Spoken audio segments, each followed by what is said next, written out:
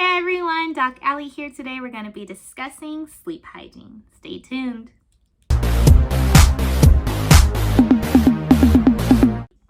So within my first or second week into the clinical rotations, I was actually told by the physician to present insomnia. And during my presentation, I actually learned that adults commonly struggle with insomnia. Almost everyone will at one point in their life or another. What determines if you actually have the clinical diagnoses and what usually will make you present to the doctor is if it's severe and really impacting your day-to-day life.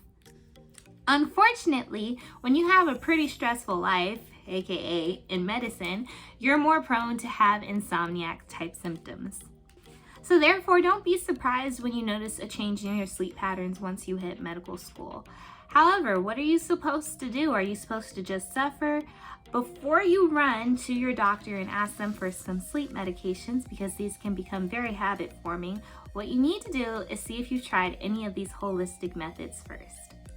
Number 1, incorporate a wind down routine. Why are routines so important? They help your body know when we're gonna do things and how we're gonna do them. So part of my wind down routine was actually starting to pick a regular bedtime. And by regular, I mean every night I'm going to bed at 10 p.m. And it doesn't have to be 10, it can be 11. I say you're pushing it at 12 a.m. I really suggest a good method of trying to get 6 to 7 hours of sleep every night.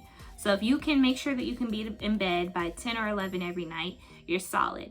And this will include the weekends for the first few weeks where you're trying to get your body conditioned to that. Don't try to keep doing like 2, 3 a.m.s on the weekends and then hope that your body's gonna get accustomed to the 10.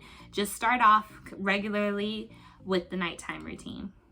So knowing that my bedtime was 10, this actually meant that I wasn't really gonna go to sleep at 10, but that meant by 10 o'clock my phone was away. If I was watching something, because I normally would doze off to TV, I know that's not going to be the case for everybody. Some people will not like TV running in the background, but for me, as long as my volume and my brightness was low enough, I could go to sleep with about anything.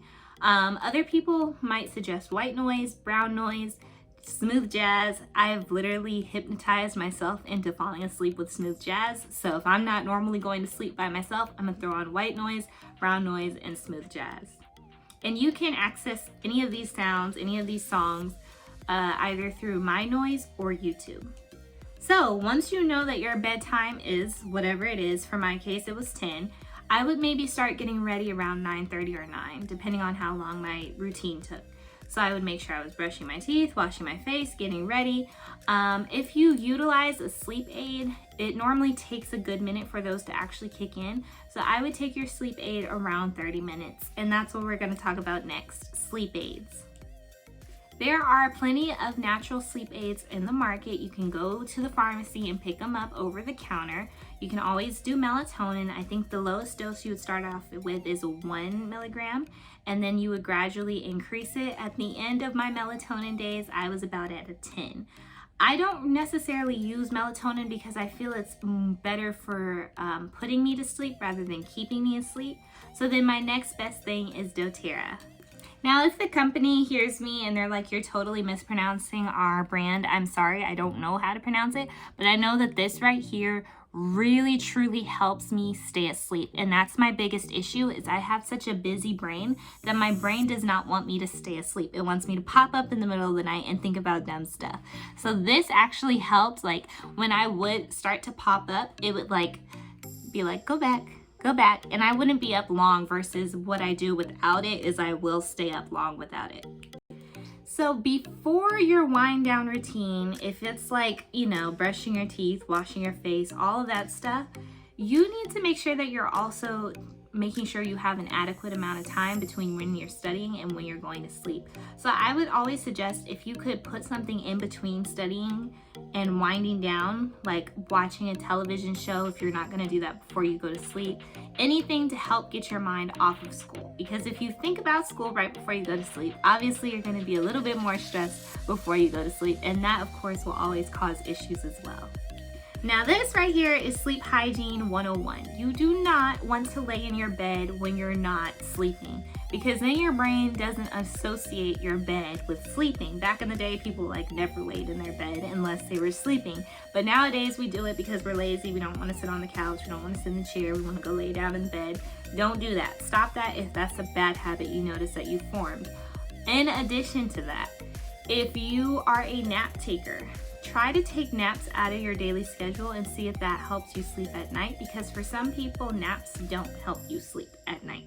And on top of that, if you are taking naps, let's say they don't really disrupt your sleep, make sure you're taking your naps, I think it's before 5 p.m. because any nap that lasts past 5 p.m. will actually make you groggy and it won't be as helpful as you were expecting it to be.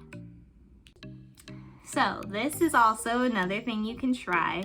I've tried bedtime yoga before. That is helpful if you can make sure you can incorporate that into your schedule. If you naturally exercise, for me, exercise when it's intense enough, like HIIT or CrossFit, it can definitely help you knock out. So I would do exercise like maybe an hour or 30 minutes before bedtime, and that would also help me to sleep. And the last thing I would suggest to you guys is meditation. So that's kind of how this bedtime yoga works in, is just relaxing yourself. So I think Calm does that, and like another app, I forgot the name of the other app my friend was suggesting. But these things will all help your mind know it's time to relax. No more time to study, no more time to stress, just be calm. So I hope you guys found this helpful on how to maintain proper sleep hygiene. And if you have any other tips or advice, please always drop them in the comments. I'm eager to hear from you guys. Until next time.